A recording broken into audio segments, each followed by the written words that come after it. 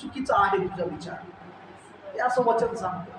कधी कधी आपल्याला वाटतं काही काही असे लोक आहेत ख्रिस्ती जीवनामध्ये, काही लोक असे आहेत इकडे 2 लोकांना मरेपर्यंत बोलायचा निर्णय घेतलाय, नाही बोलणार, आणि इकडे 100 लोकांना दान धर्म आपण करतो का नाही, त्याला साडी दे, त्याला ही दे, त्याला ही दे, आहे का नाही. पण इकडे हे जे 2 व्यक्ती जे आहेत त्या व्यक्तीला आपण क्षमा करत नाही.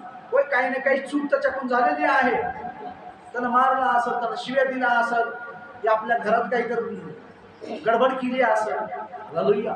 जोपर्यंत बायबल सांगतो तो कितीही दुष्ट असेल, कितीही पापी असेल, त्याला क्षमा करणं गरजेचं आहे. मला क्षमा करणं गरजेचं आहे, नाहीतर तुमची प्रार्थना देव ऐकणार नाही. तुमच्या लेकराचा प्रॉब्लेम देव ऐकणार नाही.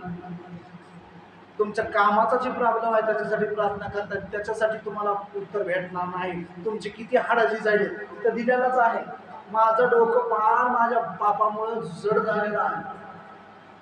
डोकं जड झाल्याचं आपल्याला कळतं का नाही, कधी गोळ्या घेतो बघा, झोप येत नाही, आपल्याला त्रास होतो, वेदना होतो.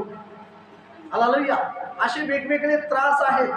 जोपर्यंत आपण ती कबुली देत नाही, क्षमा मागून घेत नाही, आपल्याला क्षमा प्राप्त करून घ्यायचे. हे जे वचन आहे त्याच्यामध्ये दिलेलं आहे. दावीद राजा म्हणत आहे, जोपर्यंत मी